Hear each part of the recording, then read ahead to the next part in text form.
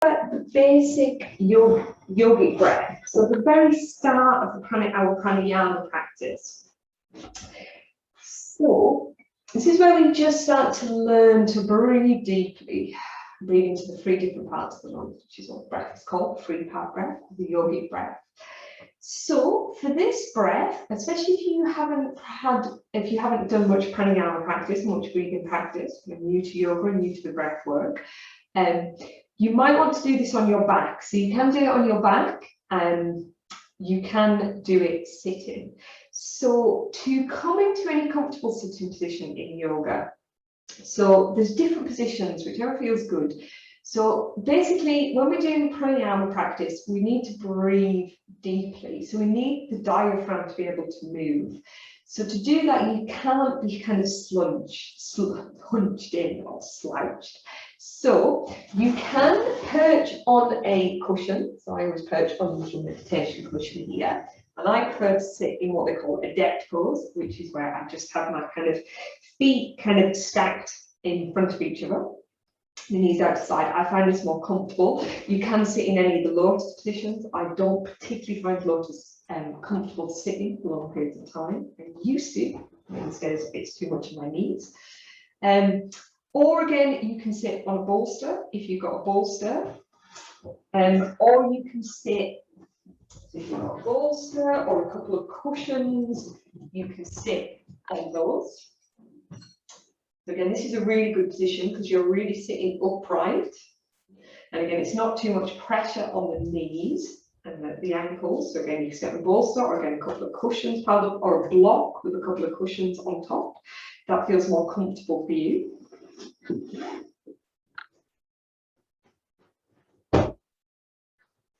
Or again, you can sit on your knees if that feels comfortable. But again, just whatever position feels good here to sit upright. And again, if you find sitting upright for long periods of time, we're probably going to be here for about 15 minutes. So again, if you find sitting upright for a long period of time uncomfortable, again, maintaining your posture, you can perch against a wall. Or again, you can do this on your back. And just kind of relax here on the back with the knees bent. Yeah, whichever one feels good here.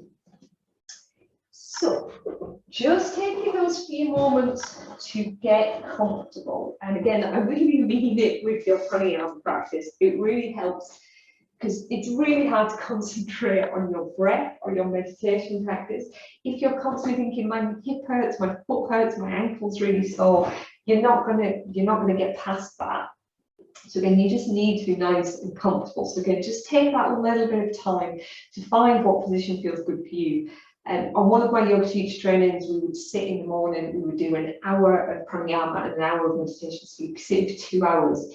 So I would get all my props. I would have my mat doubled over. I would have a blanket, kind of sitting on the blanket underneath my knees and the top of my feet. So I was really comfortable.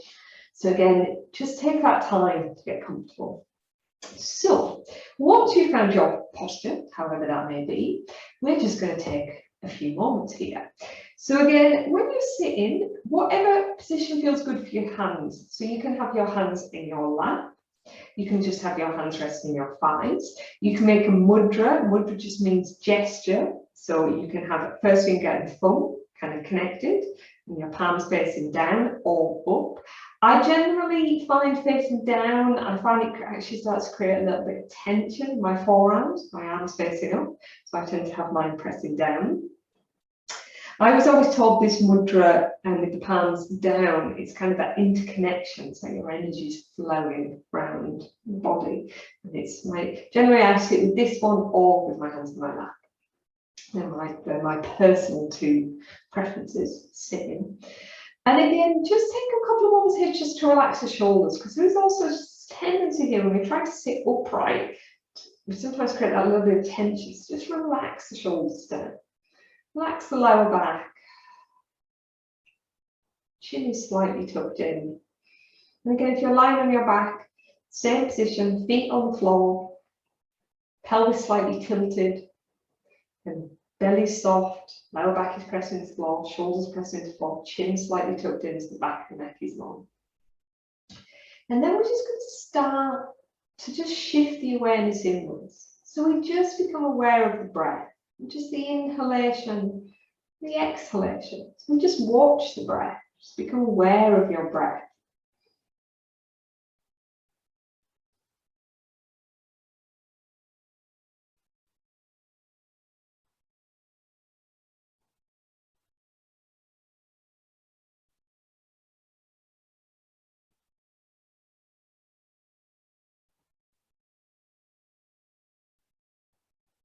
And just where are you breathing into? So as you inhale, does your belly go out? Or does your belly come in? As you inhale. As you exhale, does your belly go out? Does your belly come in? Some people reverse breathe. It's very natural. Apparently men do it more than women. So again, when they breathe in, their belly will go in. When they breathe out, their belly will go out. So it's kind of breathing the wrong way. So again, we're just taking a moment here.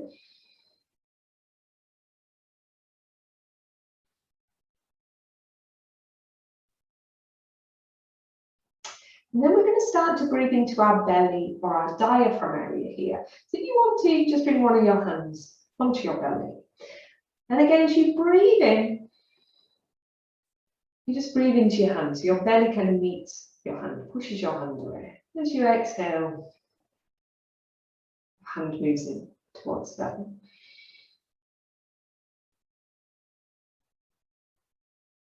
And if you're doing this on your back, as you breathe in, you find there's a slight curve of the lower back. And as you breathe out, the lower back moves into the floor.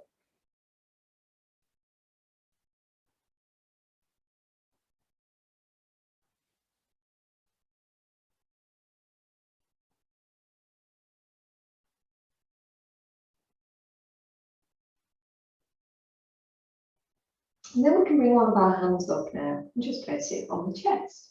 So now we're going to breathe into the belly and breathe up into the chest. So we feel both hands lift. And then we breathe out the belly. We breathe out the chest.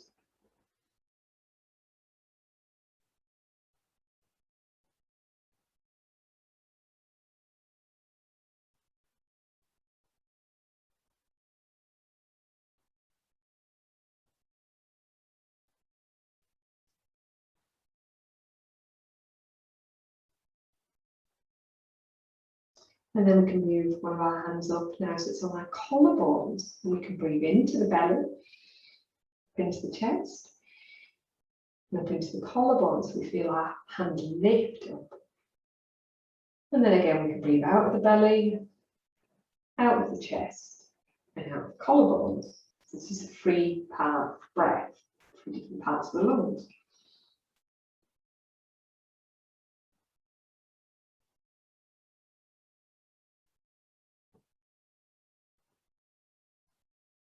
We can keep the hands here if this feels okay, or we can drop the hands back down. We can continue to breathe into that 3-part breath. So we breathe into the belly of the diaphragm area. We breathe up into the chest. We breathe into the collarbones.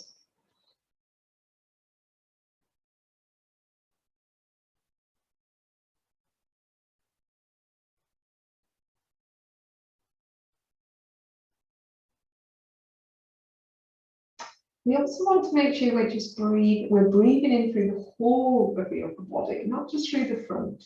So the next time we breathe in to the belly, we're going to bring our hands onto the side of the belly. When we inhale, breathe into the front, side. And we breathe out, sides, front of the belly of the diaphragm area. So going in, front, side. And again out, front, sides. Maybe just bring one of our hands onto our lower back now, and one onto the belly. So breathe into the front of the belly, side, and the back. And again, breathe out, back, side, front of the belly. And breathing back. Breathing front, sides, back, belly. And again, breathe out, back, sides, front.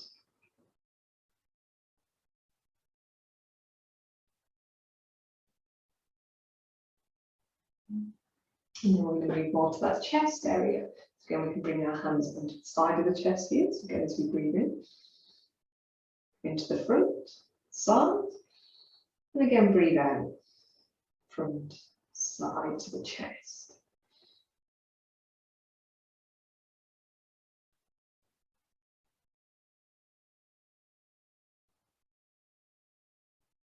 And then again, we can also bring our hands here. So with this one, I tend to bring my back of my hand more to my mid-back. So it's easier for me to bring the back of my hand here onto my back.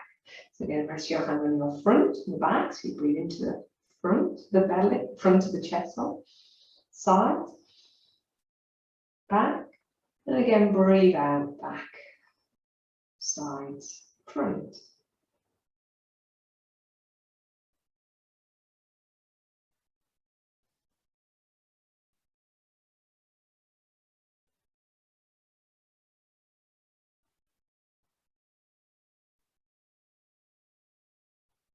And then finally, kind of chest or the collarbones area is really hard to breathe into. So, or really hard to get our hands into position. So again, we can breathe into the front of the chest, upper chest, collarbones, and sides. And then breathe out, collarbones, sides. So hands right up on kind of underneath the armpit. And then we can also bring one hand right up onto the collarbones and the other hand placed kind of between the shoulder blades. And again, so we breathe in into the collarbones, front, sides, back, breathe out, back, sides, front, the collarbones.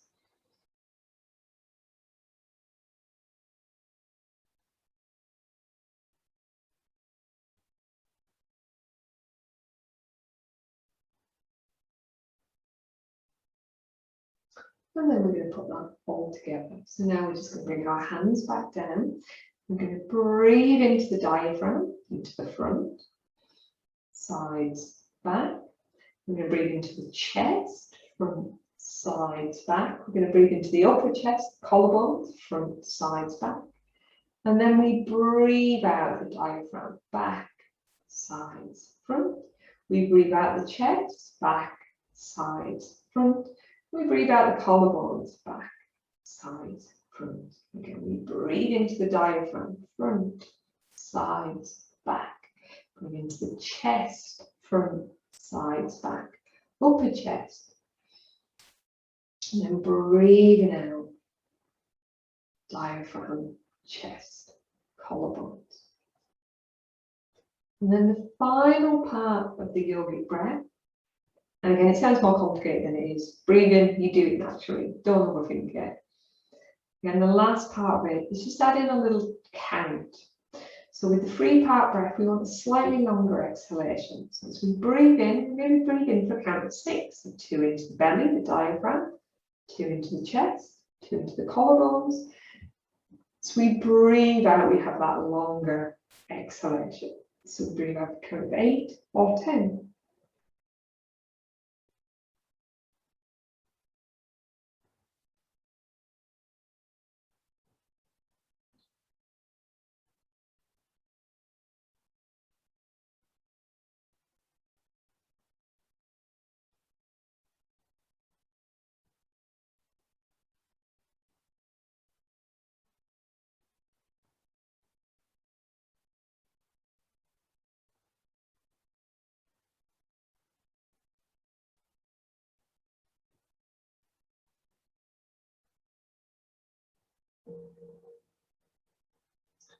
And then just let go of the breath.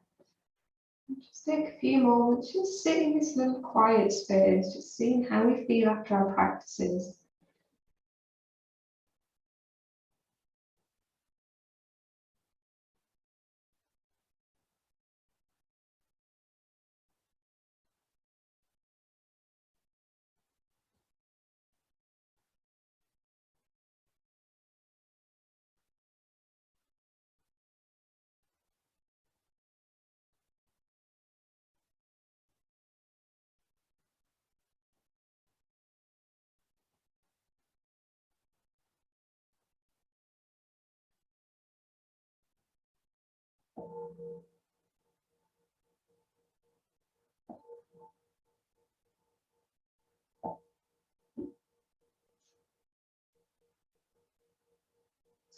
And just allow our breath to return back to its normal rhythm.